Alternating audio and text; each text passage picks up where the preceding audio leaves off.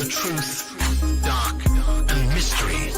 It's the Drunk Turkey Show. Big development today in the investigation into the murders of 4 University of Idaho students. According to state and local officials and court documents, 28-year-old Brian Christopher Koberger has been arrested. He was arrested and arraigned this morning in Pennsylvania. We have new details on what Brian Koberger was doing right before his arrest. Police says a tactical team burst in to arrest the Idaho murder suspect. He was in pajamas and latex gloves, stuffing trash into Ziploc bags. Hey, greetings from the year 3000. It still sucks. This is Philip J. Fry, and you're listening to the Drunken Turkey Show. Your one stop for this sort of thing. Hit that button, like and subscribe. You know what to do, just like every other podcast. Just like every other podcast. What is up, everybody? Welcome back to the DT Show, to the Drunk Turkey Show. I'm Daniel, and tonight we're going to be talking about the Alex Murdaugh case, the case involving a disgraced lawyer who has been convicted of taking the lives of his son and wife in a horrific manner, and he's getting a new trial. And so we're going to look into what the new trial is, a little bit of who Alex Murdaugh was before, before his criminal charges, because it was more than just taking the life of his family members. There was some financial crimes and things of that nature that he had committed, which played a pretty big role in the previous hearing, which his defense team is arguing shouldn't have been allowed. And I think a judge has ruled in that favor as well. And so we're going to see a little bit different of a retrial. I'm not the most, savvy at the Alex Murdaugh case, and so for me, guys, I'll be breaking this down and learning it with you. And so please hit the like button, hit the subscribe button, ring that notification bell. You guys know what to do. Without further ado, let's break it down. Let's get into it. Let's see. And I got a few things that I'm going to share tonight, including videos and audio and some other things. So sit back and let's get into it. So prosecutors to retry Alex Murdaugh on the deaths of wife and son after high court overturned convictions.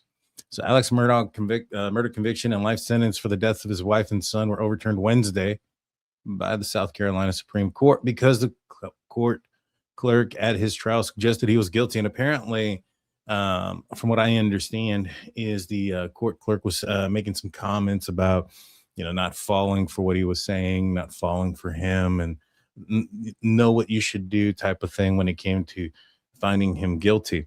And this came to light, and I believe she's been removed. I'm not sure, and I'll go through it here in a minute. I'll search it up.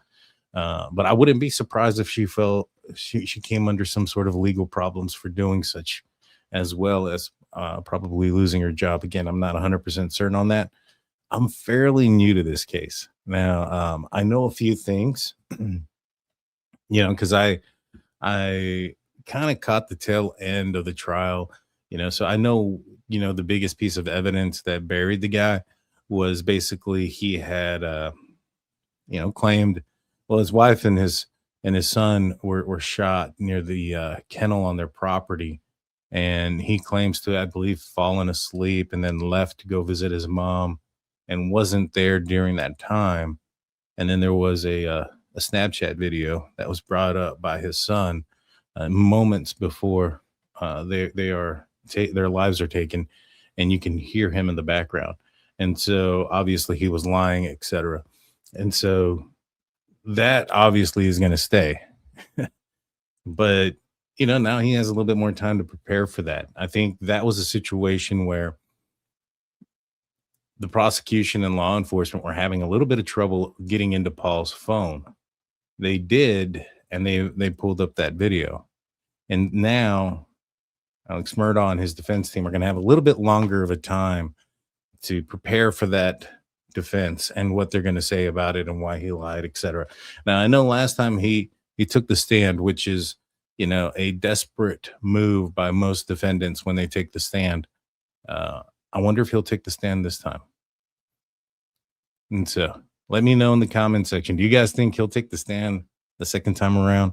Put a 1 for yes, a 2 for no. Let me see what you guys think. But let's continue. Prosecutors say they plan to retry Murdaugh, which likely means there will be another lengthy trial for the case that because of the combination of money, power, Southern accents, and treachery has become a true crime sensation with several streaming mini-series, best-selling books, and dozens of true crime podcasts. We're just probably the next one. So some folks here are thinking no. It didn't work out for him. I get it. You know, I see a couple of ones here. Let me know if you're watching on the replay as well. Do you think he's going to take the stand or not? It didn't work for him the first time. Maybe perhaps they see that the second time around. I will say this, and I have an article here from News Nation about cases that were retried. It's not a guaranteed conviction, you know, and so we'll look at those things too. You know, when especially like high profile cases get retried, it's not a guaranteed conviction. Murdaugh, 57, will remain in prison. He pleaded guilty to stealing around $12 million from his clients and currently serving a 40-year federal sentence at the same time as a 27-year state sentence for his financial crimes. Now, the 40-year federal sentence, I mean, again, my law enforcement experience was more tailored made for just police work, right? You know, I didn't deal with one, federal sentencing, federal hearings, and things of that nature, and two, you know, the back end of when somebody gets prosecuted and then they get sentenced and they go to jail. That's not something that I kept up with. That wasn't something I cared about. You know, oh, was this person staying in jail for X amount of years, or were they getting released or whatever? You know, that was not my job. You know, that wasn't my part of being in law enforcement. You know, my job was to make the arrest and then to be called upon if needed to speak on what it is that I did right during that arrest. And so from what I understand, though, is that federal sentences or federal hearings, I mean, a federal sentence, usually, you know, if you get sentenced for like 40 years, you're going to do majority of that sentence. Given the guy's age of 57 years old, now, right now, he has no chance of seeing the light of freedom again.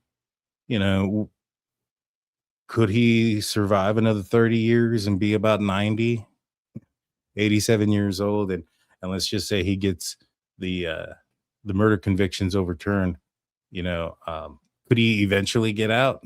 Maybe. You know, I'm assuming this is probably one of the things that maybe perhaps the defense team wants people to believe, maybe side with, is like, hey, he's not going to get out of jail. You know, he's going to stay in jail. He's going to stay where he's at. He's not doing this because he's getting out of jail. Wants somebody to be found for committing the crime against his family. You know, I think that's the defense's avenue on that, possible avenue. But it does beg the question, you know, like, you know, he's going through a lot. He's still going to be in jail for his federal crimes. You know what I'm saying? So it's interesting that he's doing this, especially if, let's just say, he did commit this crime, right? Which he's been convicted. So I'm going to say that he did. Again, I haven't seen all the evidence. I haven't seen anything. We're going to go through some of that here. Not everything, obviously. This was a huge trial. But I only saw the back part of it. I strongly suspect he's guilty. You know, they found him guilty. That video of him being there at the kennel and him lying about it is pretty telling. You know what I mean? But to go through this again, right? Like, how does this affect his other son, Buster? Perhaps, you know, it's not like it's going to change anything. He's still going to be in jail now. His son's going to have to relive everything. You know, any family members that his son may have, like wife, etc., they're going to have to, you know, go through coping with him, you know, going through the everything that happened with the loss of his brother and his mother. And so And I know a lot of people aren't too fond of Buster. A lot of people suspect him of being responsible for a hit and run, possible hit and run um, against a young man that was found. Um, I think that was somehow related to Buster in some form or fashion. A lot of people thought that maybe perhaps there was something there between the two young men at the time. But, I don't remember all the details about it. I just know that some folks believe that it wasn't a hit and run and that maybe perhaps Buster had something to do with it. But, you know, I don't know. I don't know for a fact, and he's not been charged with that. And so, from the perspective of, what is, you know, Alex Murdaugh doing to his family, just kind of picking at this wound again. You know what I'm saying? It seems kind of weird. Stephen Smith, thank you, Chloe. I appreciate that. That's exactly who I couldn't remember his name, but thank you. Prosecutors haven't closed the door on appealing the ruling, but said Wednesday they are concentrating on an aggressive seek to try Murdaugh again on the murder charges, preferably sometime in 2026. I think they know that this didn't look good with the county clerk, and I think they understand that this is going to have to go to trial. So instead of trying to, they're going to still do the appeal, but they're focused in on what it is that they have to do, obviously. And so I just think that this is a sign that they know this is going to go to trial. State of Attorney General Alan Wilson saying that he respected the court's decision, but no one is above the law. Murdaugh's lawyer pointed out that trial will look a lot different, as the justices also ruled days of evidence at the murder trial about how Murdaugh stole from clients, many of them in dire straits, shouldn't be allowed next time. And I think that's true. And looking at this, if you were to take, the defendant out of it, who he is, Alex Murdaugh, if you take his name, strip everything, just if you were to look at a case, black and white, prosecution, defendant, the defense team, and you say, and you're looking at prior crimes, that there's a lot of feelings impacted with it because of how he was committing crimes, financial crimes against people who were in financial trouble. And so that already makes this guy look like a piece of crap. I mean, he is. I'm not going to deny it. He is. And so how would that affect the jury? And does that have an effect on the jury? And just being, calling a spade, it probably does.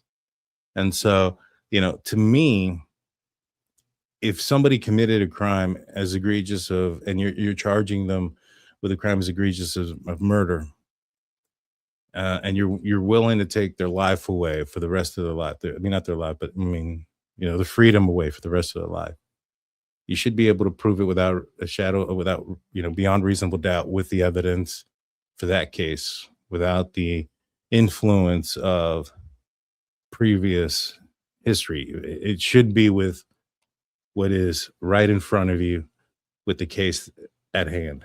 And so I'm not against it.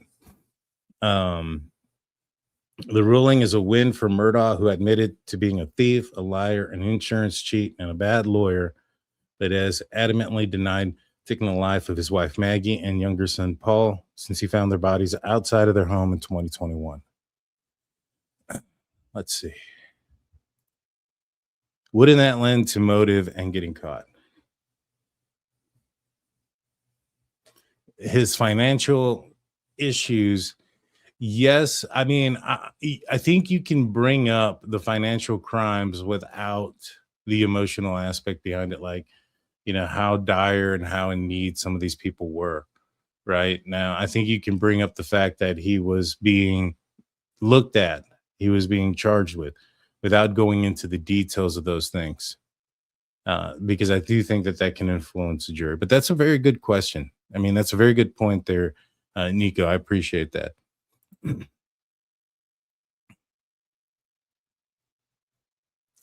Alex has said from day one that he did not take the life of his wife and son, and we look forward to a new trial. Murdaugh's lawyers, Dick Harpatulian and Jim Griffin, said in a joint statement, the defense has detailed the lack of physical evidence. No DNA or blood was found splattered on Murdaugh or any of his clothing, even though the killings were at close range with powerful weapons that were never found.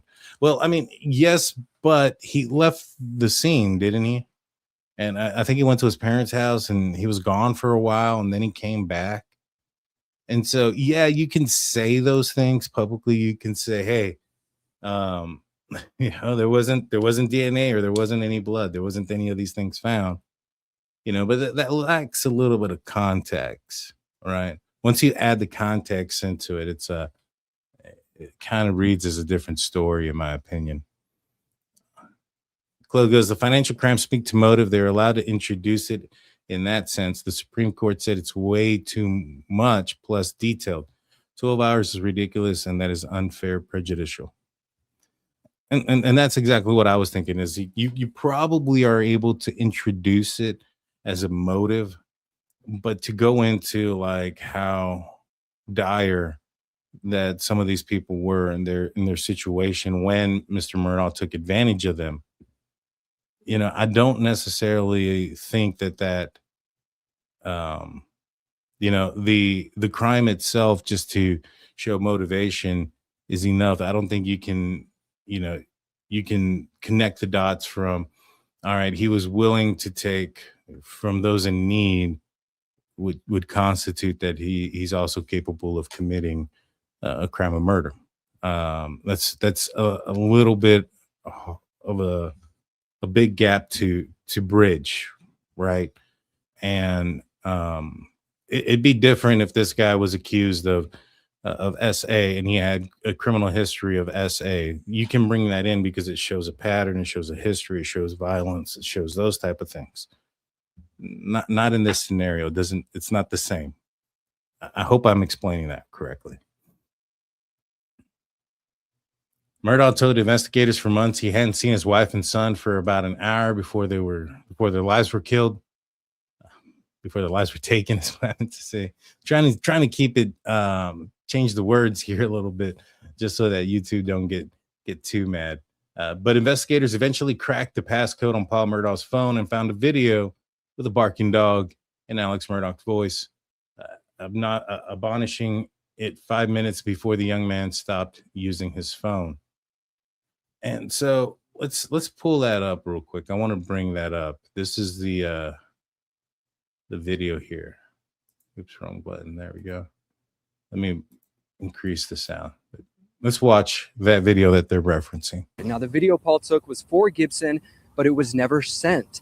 Paul was watching his dog and noticed something wrong with his tail. Paul recorded that video at 8:44 p.m. of the dog, mainly its backside. Now, he's clearly in the kennel where he was murdered just moments later. In the video, we hear 3 voices in the room with very clear distinctions between them. Paul's is, of course, close to the camera because he's taking the video, and Gibson testified today Maggie and Alec are talking in the background. Now, these new details come as the defense has previously stated Alec was taking a nap before visiting his mother that night, never mentioning being at the kennels. Here's that video. He's got a bird in his mouth. Bubba. Hey, Bubba. It's a guinea. This is a chicken. Come here, Bubba. Come here, Cash. Come here, Bubba. Cash. Quit. Now, I was watching over Murdaugh's shoulder as that video was played. And so you can hear Alex Murdaugh going Bubba and then going it's chicken. Now, if I was Alex Murdaugh's defense team, and again, I didn't watch the hearing. I'll be honest. I don't even know if I was very well familiar with Alex Murdaugh at the time. Truth be told, guys, I wasn't really big into true crime and stuff like that. There was a few cases that I was aware of. I was aware of the Delphi murders, because that was something that was big. But I honestly, before I started covering true crime, I thought they had arrested somebody. I thought Keegan Klein was the guy, and they arrested him. I didn't know what they arrested him for, but I knew they arrested him. And I thought it was for the murders, ended up being for CP and things of that nature. But I kind of got into the true crime stuff when they arrested him, and Richard Allen. And that was the first case that we covered here on the DT show. And then shortly after that, Brian Koberger and the Moscow, Idaho murders occurred. And that was what we started to cover. And so cases that started to come out after that are the ones that I started to kind of pick up. And I believe this one was just before. And so although it was a pretty big, it was all over the news and stuff like that, and TV. I really didn't watch a lot of TV. I didn't watch the Netflix or the Hulu or the Hulu or whatever it's called.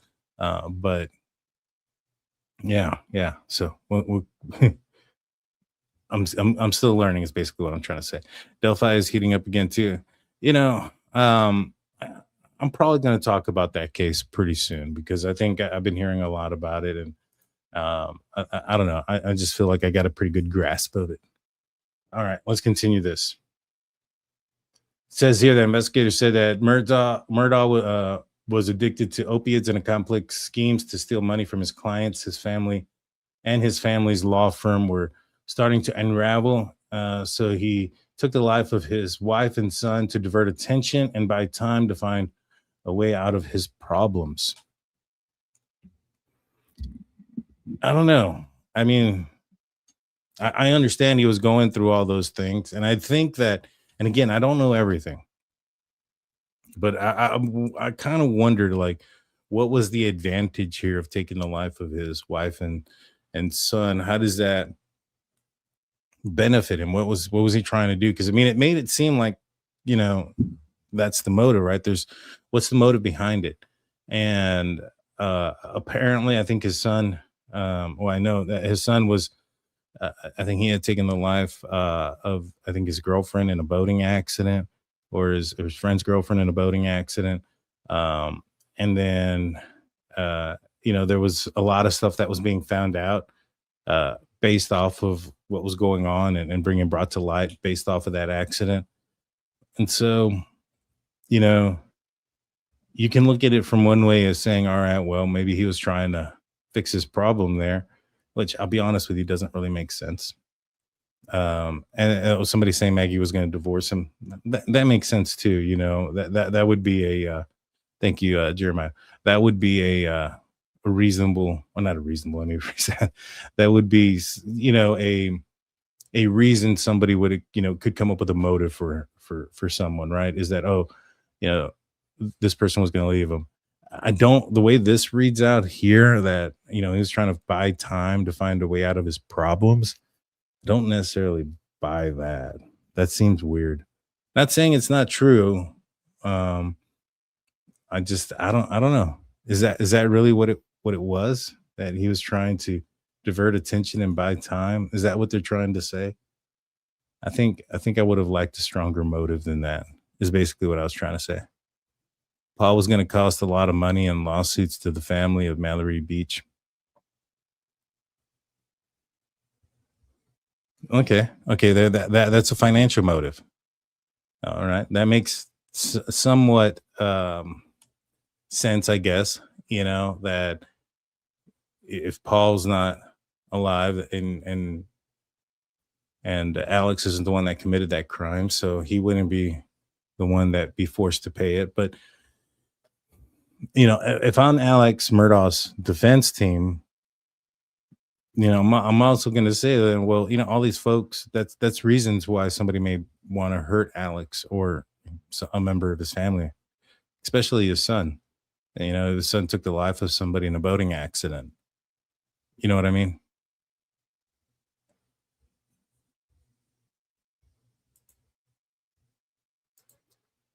Agreed, Dan. It's always a weird kind of motive. It does cause a temporary delay in the investigation, but it was imminent.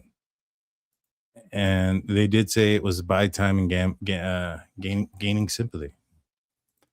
Oh no, I don't know. If they would have came out and said, he didn't want to lose money, his son was going to cause him some money, and this is why he did that, and his wife was going to divorce him. Yeah, I think that's more of a viable story for, a defense team or for a jury. If I'm sitting on the jury and I'm sitting there and I'm like, okay, again, people do dumb things all the time. It doesn't mean it has to make sense. And so he could have definitely been trying to do that. It's weird. It's weird. The Beach lawsuit was against the entire family. And so even if Paul, lost his life, and let's just say that Alex Murdaugh wasn't responsible for it, he was still going to get sued for it. Interesting. And Alex Murdaugh being an attorney, I'm assuming would have known that, right? His law firm was also finding out about his thefts because of the lawsuit on the boat lawsuit. And so that was kind of one of the things that I understood was that his crimes were coming to light based off of what occurred because of the son. Now maybe perhaps he panicked and thought maybe those things would stop.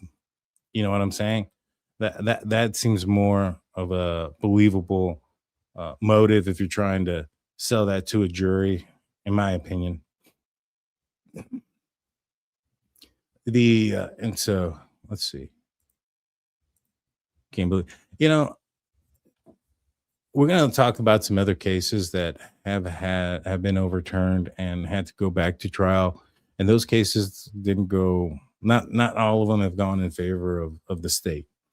However, I don't know if this is going to be one of them. This doesn't scream like the Karen Reed case that was one that had a retrial and went in favor of the defendant. I don't think that's going to be the case here.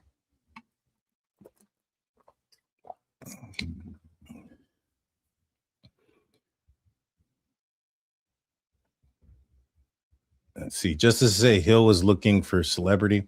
The court said that Hill's motivation for the siren call of a celebrity and her goal was to increase sales of her book on the trial called Behind the Doors of Justice, The Murdaugh Murders. It was pulled from publication after plagiarism allegations were made. I didn't know this. This is fascinating. Her book title suggests it turns out Hill was quite busy behind the doors of justice, thwarting the integrity of the justice system as she was sworn to protect and uphold. The justice wrote in an unsigned 27-page ruling. Hill's attorney in her criminal case didn't return a phone call or email seeking comment. I guess there it is. I said at the beginning of the podcast, I was like, I'm fairly positive she's probably dealing with her own legal ramifications as well, and it appears to be the case. Hill has pleaded guilty to lying about what she said and did during the Murdaugh trial, including showing graphic crime scene photos to several media members, the journalists who were not named, and the photos were not described at the December hearing. The court rightfully described her conduct as breathtaking, disgraceful, and unprecedented in South Carolina. Justices say the financial crime evidence is also improperly used. The justices had also warning from the next judge to try the murder case, be cautious of how much evidence of Murdaugh's thefts from his law firm and clients to allow those jurors to hear. Some brief evidence of how Murdaugh stole is fine and how it may connect him to taking the life of his wife and son, but the court said details like how some of the people Murdaugh stole from were disabled or vulnerable or could unfairly turn against him from jurors who should be focused on just whether he took the life of his family. The chief prosecutor in the case said he did regret filing on the financial crime evidence filing on the financial evidence he could in the initial trial, because if the jury finds Murdaugh not guilty, they can't retry him. You don't hit a home run if you're afraid to strike out, the prosecutor stated. Wilson is a Republican running in the South for open governor's seat this year. He said politics won't play into any of his decisions on the case, and his employees of the office, not its elected leader, who will be the backbone of the prosecution. This decision on whether or not to pursue this case is going to be built on who the next occupant of my office is. It's going to be built on the shoulders. We seek justice or not. And so, like I mentioned before, there's been a couple of other, trials that have been retried, and let's look at what they have gone through and what they are. So this is from News Nation, and this goes on to say, what will Alex Murdaugh's new trial look like? Retrials are often shorter because attorneys can refine their witness list and focus on the evidence that resonate most with jurors at the first time around. So, like, one of the biggest, I think, hurdles that's going to come across, maybe perhaps even the prosecution, is sometimes things happen naturally, right? Where you're going through a hearing and you're making a point, and then as you're going through it, you may corner, the person, if you're, the attorney and the person that you're speaking to, you may corner them into a position and answer questions in a manner that you want them to. And the second time around, you're going to try to recapture that, and they may not go down the same way. So there's going to be some obstacles here or there that I feel that they're going to try to do things in the same light, but people are going to be better prepared for those things as well. And so we may not see some of the, witnesses, get cornered into anything. If they were, again, I didn't watch the entire trial or anything like that in the first one, but I feel like that's probably going to be some of the biggest hurdles in this case, and more so for the prosecution, because it feels like, that first trial probably went into the favor of the prosecution all the way through. And I think that there was some impact that was felt there based on some of the victims that Alex Murdaugh was preying on when it came to his financial crimes. And so they're not going to be able to, piggyback off of those, emotional points and positions, which may have had an effect when they made other points. And so when you hear, for instance, how bad he was to vulnerable people, and then hear something powerful afterwards, it could make that powerful statement, or even if it's just a regular statement, more powerful. Without that first aspect of it, of him being a monster, it may not resonate the same, is basically what I'm trying to say. And so it'll be interesting. But this goes on to say these are some notable cases that have gotten second trials. You have the Karen Reed case. She was accused of taking the life of her boyfriend, and she was acquitted of murder, manslaughter, and leaving the scene. Charges were convicted of operating under the influence, and she was sentenced to probation. Harvey Weinstein is another person who's had his trial redone, and he's currently in about 3 weeks of testimony. Weinstein did not testify. They have not issued a verdict yet.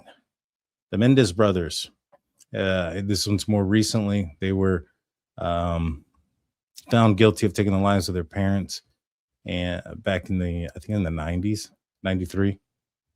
And they were retried together in 95. During the second trial, the judge limited some evidence regarding the alleged sexual abuse by their father. And I think that one they were convicted of. And then here recently, they're getting that case is crazy.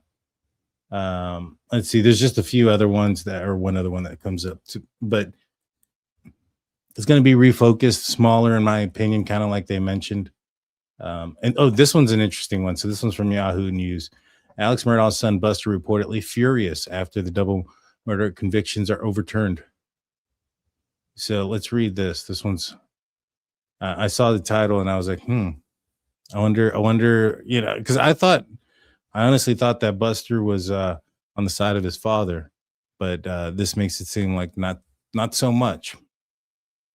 So this goes on to say, in a shocking turn of events, the South Carolina Supreme Court has overturned Alex Murdaugh's 2 life sentences for the murders of his wife Maggie and son Paul in June of 2021, ordering the case to be retried. Our justice system demands that every person is entitled to a fair trial, which includes an impartial jury, untainted by external forces bent on influencing the jury toward a biased verdict. Although we're aware of the time, money, and effort. Okay, so that's stuff we already read. All right, here we go. As Murdaugh prepares to fight to clear his name, a source told the Daily Mail that his surviving son, Richard Alexander, aka Buster Murdaugh, is furious about the ruling and possibility of revisiting the family nightmare. He's not happy. This is going to put him through all of this again. The source told the outlet. Who's the source? His wife. This sounds like his wife. Somebody that knows him, somebody who knows how his family, he has to relive the hardest years of his life all over again. This sounds like a very girlfriend or wife. I don't know if he's married or not. They continue. Buster needs some time to process this, but he's not happy at all. This is a nightmare. How is Buster supposed to move forward with to have this happen again? The insider also criticized Murdaugh's request to a retrial, described him as a selfish old man. It sounds very much like a girlfriend or wife. It's more poking at a wound that's not even healed yet. What happens if this whole thing happens again and he's convicted again? It'll put us, that's a key word, all through this S again.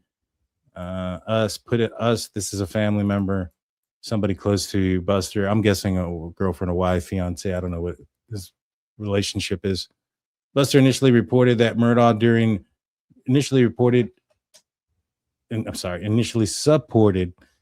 during the 2023 double murder trial and even testified in his defense. See, I thought he was. So this is interesting. In Fox Nation's The Fall of the House of Murdaugh, he said, "I do not think that he could be affiliated with endangering my mother and brother. We have been here for a while now, and that's been my stance." After the guilty verdict, Buster reportedly distanced himself from his father and has kept a low profile with his wife, Brooklyn White. Well, who would know about him distancing himself? According to the Daily Mail, his relationship with Murdaugh has grown increasingly strained, and the father-son duo have had a couple of phone calls over the years. The source added that, despite this new ruling, Buster will not pay a visit to his father. Who would know this? His wife, right? I'm I'm not a detective, but I'm going to assume the source for the Daily Mail is probably, and this is my speculation because I don't know this for sure. This is the first time I'm reading this. I saw the title and I was like, oh, this is going to be interesting. What did it say her name was? Brooklyn White. So what do you guys think? Do you guys think that's who the source is here? I think it's the source.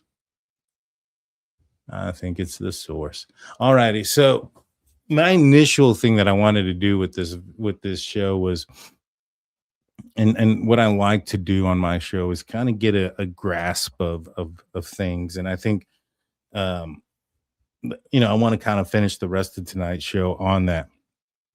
And so I don't know anybody who's an expert on this case that was willing to come up on short matter. And so I'm going to ask GPT, sorry about that, about some things, not anything about it, speculating. I'm hoping to find some things that are factual. So I'm going to ask it very fact-based questions and see what kind of answers it gives us. All right. So without further ado, the first question I had already asked, because I wanted to see how this was going to work, was who was Alex Murdaugh before his criminal issues? Because I don't know who he was. And I like to strip everything down to the beginning. So before the crimes and scandals, Alex Murdaugh was one of the most powerful and well-connected figures in the South Carolina low country. Here's who he was before everything collapsed. He was a prominent attorney. He worked as a personal injury lawyer at the family firm, formerly known as Peters, Murdaugh, Parker, Elizroth, and Dietrich. In Hampton County, South Carolina, the firm handled major civil lawsuits and reportedly secured multi-million-dollar settlements. Part of a legal dynasty, the Murdaugh family held enormous influence in the region for nearly a century. Alex's father, grandfather, great-grandfather all served as top prosecutors in South Carolina's 14th Judicial Circuit. Locally, the Murdaugh name carried major political and legal weight. Wealthy and socially connected, he and his wife, Maggie Murdaugh, lived in a high-end lifestyle with multiple properties, hunting land, boats, and connections across law enforcement, politics, and business circles. Before the criminal allegations, many people described him as outgoing, friendly, and deeply involved with the local social scene. He was active in hunting culture and charity events and was viewed publicly as a successful man. But behind the scenes, there were some issues, apparently. Before the murders became public, prosecutors later alleged that he'd been stealing money from clients and the law firm for years to support a drug addiction, debt, and his lifestyle. And so the downfall accelerated after a 2019 fatal crash involving his son, Paul Murdaugh, the 2021 murders of Maggie and Paul, financial crime investigations, and revelations about corruption and theft. Eventually, Alex Murdaugh was convicted in 2023 of taking the life of Maddie and Paul. All right, so let's get into a little bit more about the 2019 fatal boat accident. Tell me more about the 2019 fatal boat crash.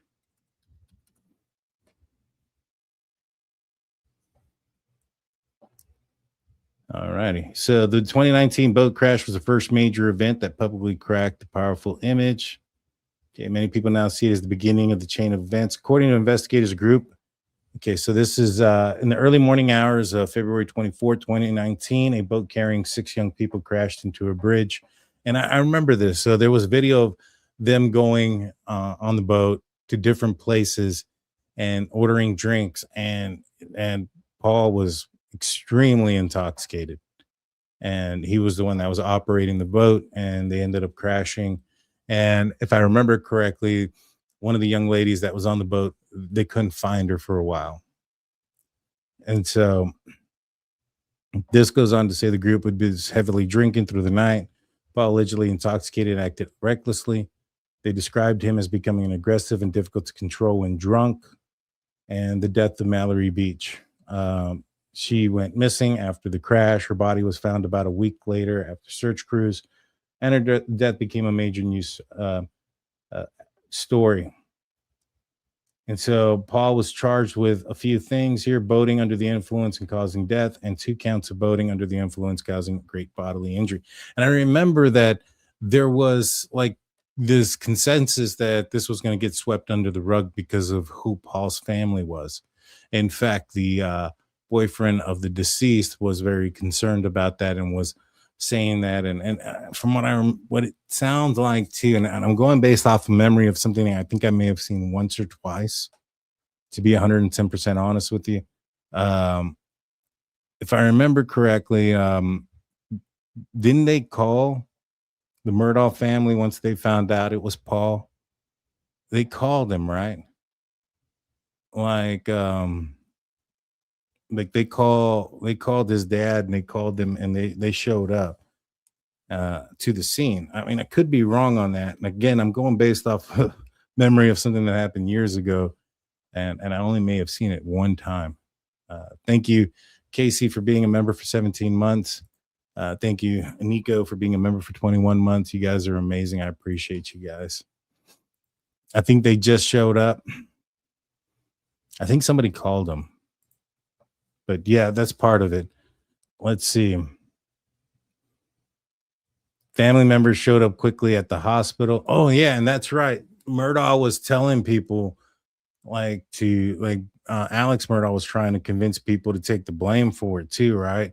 Like the boyfriend of the deceased to take blame. I remember. See, it's starting to come back. There was confusion about who was driving. And some people felt that law enforcement treated the Murdaughs differently because of their influence. Mallory Beach's family filed a wrongful death suit against Paul, Alex, and Maggie Murdaugh, and businesses accused of selling alcohol to minors. The lawsuit opened the door for financial discovery into Alex Murdaugh's finances. And so this is how they started to figure out what he was up to. Many observers believe the growing pressure from that lawsuit helped uncover the massive financial crimes Alex had allegedly been hiding for years. Okay. So why it matters to the larger Murdaugh story: the damage to the family's public reputation triggered financial scrutiny, intensified media attention, and created pressure on the prosecutors later argued that was connected to Alex's motivation in the murder case. During Alex Murdaugh's murder trial, prosecutors argued that he killed Maggie and Paul to distract from the mounting financial and legal problems tied to the boat crash. I don't know how that. I don't know. I mean, people do dumb things, right? And just because it doesn't make sense doesn't mean that, somebody didn't do something stupid. That just doesn't make sense to me. He's like, I'm going to distract by doing this and bring more attention to me. It's I don't know. I mean, but he was a drug addict, and he was under a lot of pressure, and people do dumb things when they're in those, when you compile all those scenarios. All right. So I remember that Alex Murdaugh paid somebody to shoot him, didn't he?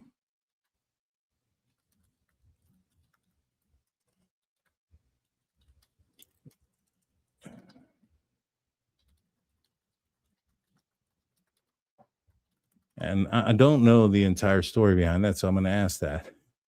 And so here it is. In one of the strangest parts of the entire Alex Murdaugh saga, which, it doesn't make sense what I'm saying before, right? Like that whole, to distract or whatever. This is strange too. So if he's willing to do some weird stuff like this, again, maybe it don't make sense to normal people or us, but to him it might. In one of the strangest parts of the entire Murdaugh saga, Alex admitted that he arranged for a former client and a distant cousin, Curtis Edward Smith, to shoot him in September 2021. And so I think this is where they're getting their distraction and sympathy thing, because I think that was the intention of this. And I think that law enforcement were just saying, all right, well, this was a continuation of this incident to gain sympathy. And I don't know. I don't know. And I don't know. Let's see. On September 4th, 2021, just a few months after Maggie and Paul. Oh, so never mind. This happened afterwards. I thought it was before. So a few months after Paul and Maggie their lives were taken, Alex called 911 claiming he'd been shot in the head while changing the tire on a rural road in South Carolina. So this sounds not more about sympathy. This sounds more like he was trying to make people believe that that there was somebody coming after him and his family. So yeah, I get it. I got it wrong. I thought it was before. This was after. This screams out more to me than that he's more guilty than anything else by doing this, because this isn't because of sympathy or anything else. This is to say, in my opinion, this is him trying to create the illusion that somebody is targeting him and his family, and that they're willing to shoot him. That's all this is. And so, at first, the story sounded like a possible revenge attack, retaliation connected to the boat crash, or somebody targeting the Murdaugh family. Alex's survival was described as a superficial head wound. The story quickly unraveled. Investigators soon determined the shooting was not random attack. Authorities said that Alex conspired with Curtis Eddie Smith to stage the shooting. According to prosecutors, Alex provided the gun, arranged the encounter, and wanted Smith to kill him. Why would he do that? Alex later claimed that the plan was essentially a suicide for insurance scheme. He said that he believed if he died, his surviving son, Buster Murdaugh, would collect around $10 million from his life insurance policy. There was also immense pressure building from that time. His law firm had just confronted him about missing money. Financial crimes were being uncovered, and the boat crash lawsuit was closing in, and public scrutiny after the murders was exploding. The roadside shooting happened only one day after his law firm accused him of stealing client funds. And so perhaps there was an aspect of wanting him to take his own life in this moment because of everything else that was happening. But I do think that it's also, two things can be twofold, right? I think he's also trying to show that somebody was targeting his family as well. He had no life insurance. I'm gonna check that out if that's true. Curtis Smith's version. Smith later disputed parts of Alex's story, claimed he did not intend to kill Alex and that Alex may have staged parts of the incident himself. And Alex was heavily addicted to opiates and behaving erratically. Investigators ultimately charged both men with multiple crimes connected to the incident. And so this should come out. This should be in the new trial. And I think this is probably going to be a huge part that's going to bury him. I'm going to ask, did Murdaugh,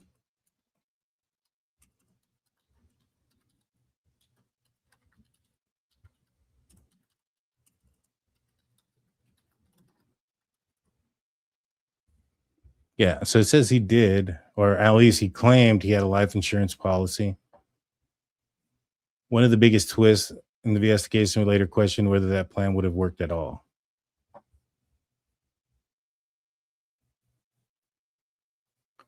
Many life insurance policies contain, investigators and reporters later noted that there was uncertainty about whether the policy actually existed in the way Alex described, whether it was worth $10 million, and whether Buster would have received anything if Alex's death had been ruled a suicide or criminal conspiracy. Well, I don't think he would have, if that would have been the case regardless. So the main questions are whether the policy actually existed in the way he described. So this kind of alludes that he did have a life insurance policy. It may not have been worth $10 million, and it may not have been directed so that Buster was the beneficiary of that, is what this reads to me.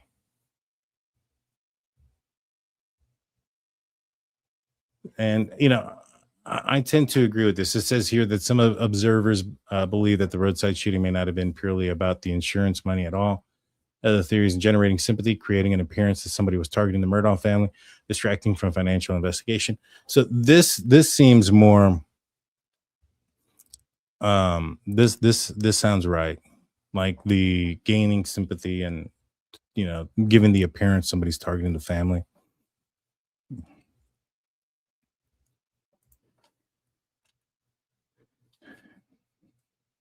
Now, the only problems, and again, I haven't seen all the evidence. So what are some of the problems that might arise that I've seen here if I was on the defense team that I'm going to bring up? I'm going to bring up, because I don't know, but are there guns missing? Let me find out. Were there guns missing? Because apparently there was two different weapons that were used, right, to take the life of Paul and Maggie. First is, are those guns from the property? That's the first question that I would ask. All right, are those guns from the property, or are all guns accounted for and we'll run ballistics and we'll see if they're good to go? So let me find out. Yes, missing guns became a major and confusing part of the, let's see, the two guns believed to have been used to kill Maggie and Paul were never recovered. Okay, so Maggie's life was taken by a rifle believed to be similar to the family owned a 300 Blackout, and Paul was killed with a shotgun. Prosecution argued the weapons likely came from the family's own collection. One of the most discussed issues in the trial involving the missing family's rifle. The Murdaugh family owned multiple firearms, including the Blackout rifles, and one of the rifles that investigators believe could have been connected to the murders could not be accounted for. So that's the first thing I'm going to want to find out, right? Is where are the guns? Where were they located on the property? And what access did Paul or Alex Murdaugh have to them at the time of the crime? Because he would have, and I'm curious about this because it's a little weird, but he would have shot one and then picked up another weapon and then shot the other one. That screams premeditation, like to the max, because you're planning for that. That doesn't sound like something that happens in the moment. Like, something occurred, he lost it, and boom, boom. It sounds like he planned that. If you go and you listen to the video of him out at the kennel and he's like Bubba and stuff, like, doesn't sound like there's an argument or anything like that would have led to what occurred. It doesn't sound like anybody's mad or anything, which I guess, his defense team is probably going to argue that, like, hey, there's audio of him down there, but you don't hear a confrontation. It doesn't sound violent. He's not threatening anybody with a weapon or anything like that. And so, but the likelihood of somebody gaining entry onto their property with the intent to harm the Murdaugh family and not take their own weapon and utilize a weapon from the Murdaugh's collection is super unlikely. very, very unlikely. I think that's almost a near impossibility. All right, let's see. Guns were frequently bought, traded, and moved and used around the family hunting property called a mosel. And records for some of the firearms were incomplete. Prosecution suggested the missing rifle was significant because shell casings found near Maggie's body were linked to ammunition previously used around the property. Prosecutors thought family weapons were used. Investigators found shell casings, suggested that the murder rifle was connected to the family's firearms, and that became part of the strongest circumstantial pieces of evidence. Again, I don't know much about this case, so that's why I'm asking Chat GPT. Man, my dyslexia, guys, I do have dyslexia, so reading letters and stuff like that, I'll get them backwards every now and then. Trying to give the appearance of two different perpetrators using two different weapons, 100%, but that's something that you do super premeditated. That's not something that happens in the moment. That's not like that's a very planned move, is what I'm trying to say. That's not in the moment type of action. You get what I'm saying?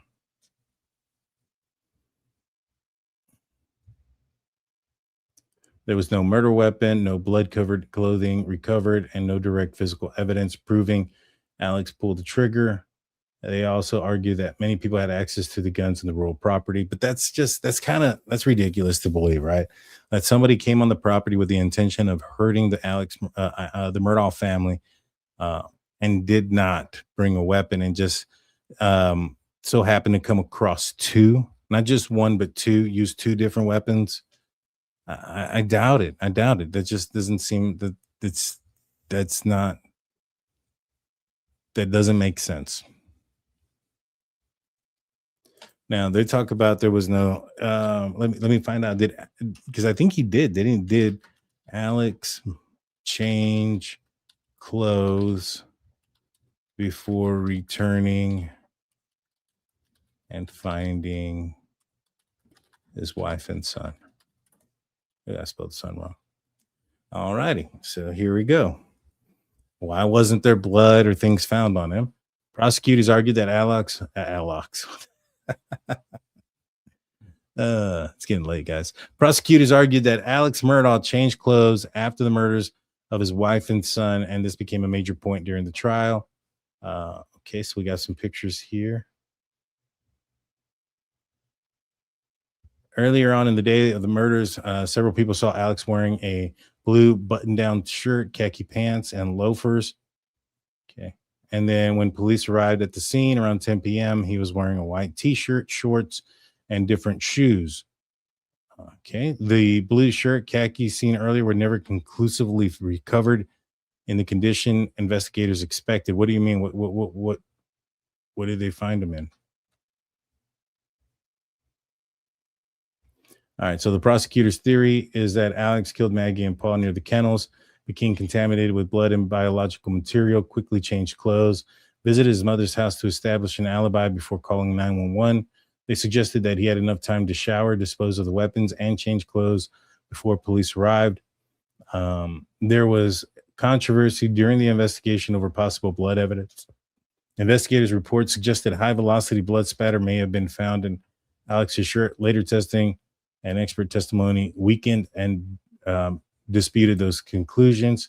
The defense heavily attacked the forensic evidence and argued no sufficient blood was found on the clothes Alex wore when police arrived. Yeah, but he may have changed, so that's why. Which they said would be unlikely if he committed such violent shootings at close range. Okay. Oh, and that's going to be the last message. Well, maybe not. Combined with the kennel video, cell phone data, prosecutors argue show Alex was lying about his movements during the crucial time. So he changed his clothes, and doesn't appear that they ever found it.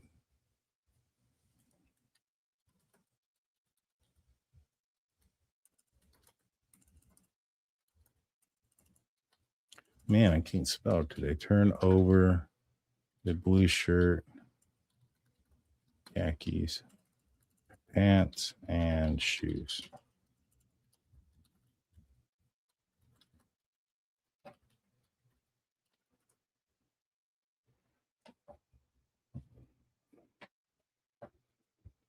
Alex was seen earlier that evening wearing a blue button-down khaki shirt and khaki pants and dress shoes.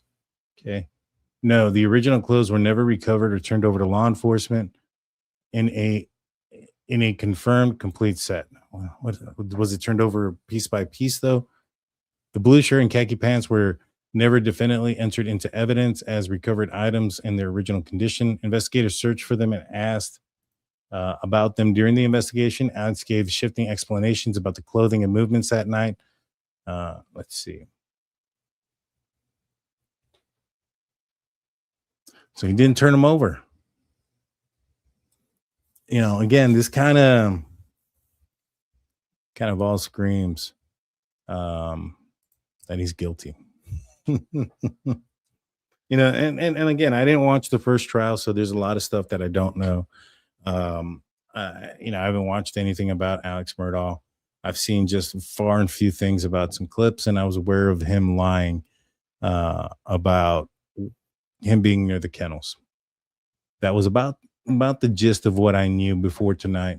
I feel like I know a little bit more thanks to, you know, the internet and the interwebs and chat GPT here. It actually kind of helped me out, you know, answer some questions that I would have wanted to know. And, you know, right away, those are the questions that I would have asked when I arrived on scene. I was like, all right, are there any weapons missing? You know, what is this guy saying? What is his story? You know, you're going to check him for gunshot residue, etc. You know, I'd probably, so I probably would have gone to his,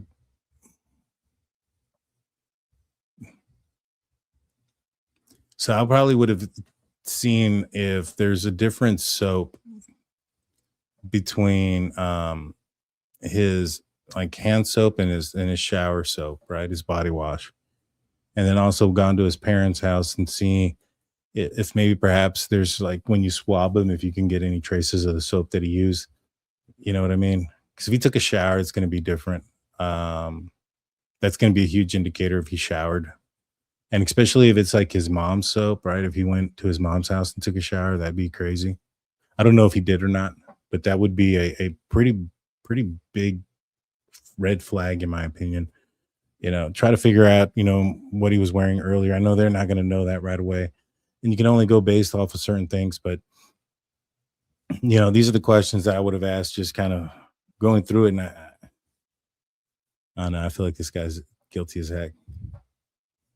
Let's see. All right. So I'm going to answer a couple of questions. And then you guys let me know what you guys think. If not Alex, then who? There's nobody else, in my opinion. I mean, if I'm Alex's defense team, I'm going to argue that somebody who was upset with, you know, Paul for what happened with the boating situation, maybe perhaps they're upset with the family for enabling him, you know, things of that nature. I mean, that's probably, if I'm Alex's defense team, the route that I'm going to try to, the avenue that I'm going to go down. But I agree. You know, what evidence is there against anybody else?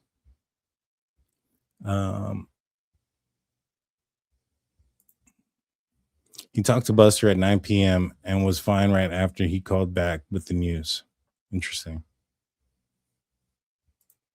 Where did all the missing stuff go? At his mother's property? That's good. That's a good question. Where did his stuff go? It could be anywhere. He may have disposed of them somewhere. Alex tried bribing his mother's housekeeper to say that he was there visiting his mom longer than he was. That's true. I thought that was the case too. Daniel, since he is now technically back to being innocent until proven guilty for the murders and the only guilty of white-collar financial crimes, will he be moved to a minimum security prison? That's a good question, Daryl. That's a good question. I don't know the answer to that. I would assume there could be some movement. I don't know. I know that he's in trouble for some other financial crimes. You know, I don't know. I'm gonna have to look that up. And well, let's ask ChatGPT. Will Alex be moved to a minimum security.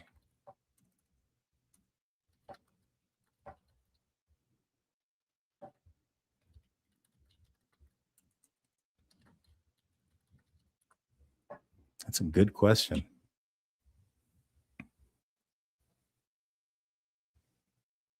It says no, a new trial, if it were to happen, would not automatically move Alex Murdaugh to a minimum security prison. In reality, it is also very unlikely he would be moved at all based on that alone.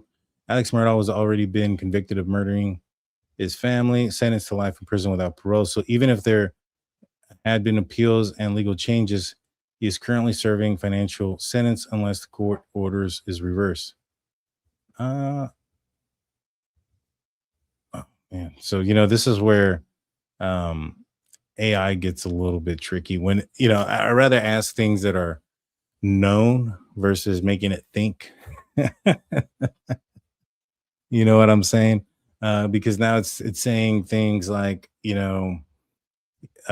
even if there's a new trial and the appellate court reversed the conviction due to a legal error or a judge ordered a retrial, and so it's saying hypothetically and granted, so it's not going off of the premises that it knows that this is happening. Maybe this is just too recent of news for Chat GPT to process it. But this is the problem, right? Like with AI, when you ask it to think a little bit and make decisions on certain things, it's different than when you ask it for facts. Like, hey, did this happen on this date?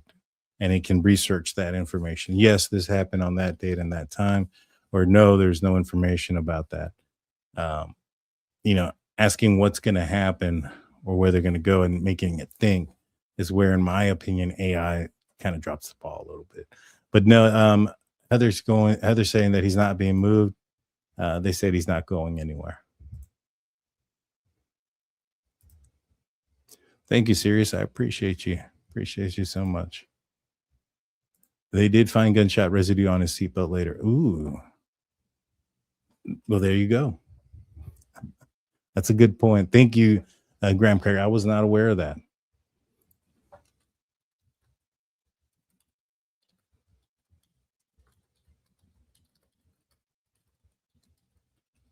And I remember there was a whole thing about his phone as well.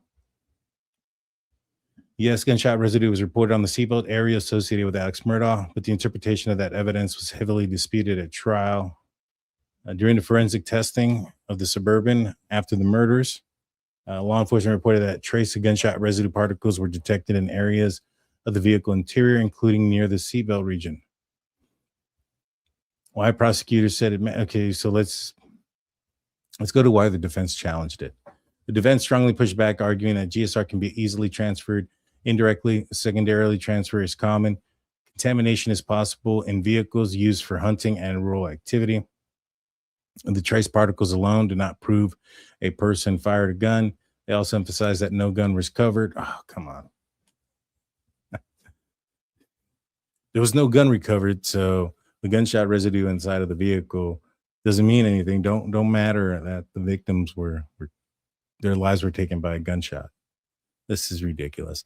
But I don't know how long gunshot residue lasts on an item. My next question for the Murdaugh or for Alex Murdaugh and things of that nature is, when did you go hunting last? When were you shooting your gun? And I'm assuming those are some of the questions that they probably would have asked him right away. And if it'd been a while, then I would reckon that this is probably due to, him shooting his wife and son and then getting in the car and putting the seatbelt on. So, but thank you for that information. I was not aware of that.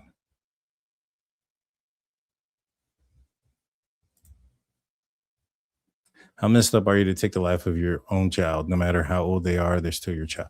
I agree 100%. You're, the life of anybody, but especially your family, your wife, your son, across the board. But this guy doesn't seem like a guy that has a conscience. When you look at some of the financial crimes, now I personally don't know very much about him, but it sounds like he was attacking vulnerable people.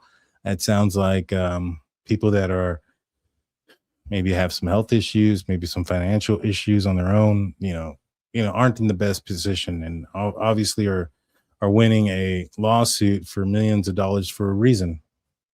And this guy's just taking it away. And so he has no conscience. He has no ability of like remorse or things of that nature, in my opinion, when you're capable of doing that to people. You know what I'm saying? And so, it boils down to this entire retrial. Even if for whatever reason, let's just say they find him not guilty, he ain't getting out. Now, some may say, well, if he's found not guilty and he's factually innocent, maybe they can focus their efforts on finding the real killer. I don't know about that. But, if not, and this guy actually did do this, he's just putting his son, his surviving son, through hell again. And I don't know, just kind of goes back to how evil and selfish he is.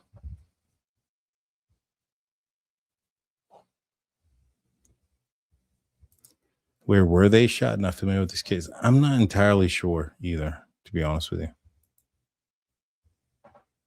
Yeah, that's the flaw with AI. Yeah, that is. You can't ask it to think. You gotta ask it questions about, did this happen? Yes or no on this date or this time. What are the links? Do not ask it to think. If you ask AI to think, it's gonna fail you. There are a lot of people that were connected to the Murdaughs that mysteriously died. Interesting. I wasn't aware of that. It's been a few years since I watched the trial, so I have to brush up on some information. Yeah, me too. I only saw the kennel thing, and I saw, I guess he was in the back of a police car doing an interview, and I saw that where he said that he had left and that he wasn't at the kennel. And I think that was shown in a short period of time around the time that they showed the kennel video where his voice is down there. I saw that part of the trial. I think that's the only thing I saw of the trial. Everything else that I've seen had been like, I did catch a couple of things here and there when it came out on the news, but I don't really watch a lot of TV or news, so it was very few and far in between. But when the verdict was happening, I did kind of pay attention a little bit. Just there's a lot that I don't know. Can any new evidence, if found since the first conviction, be introduced in the retrial? That's a good question there. I would assume so, especially if it's for the defense. I would assume so. I think there's going to be an opportunity for them to enter all their evidence and stuff. I mean, and what can be used and what can't be used. So I think they can. I don't know if there's anything new one way or the other, but I think they definitely can.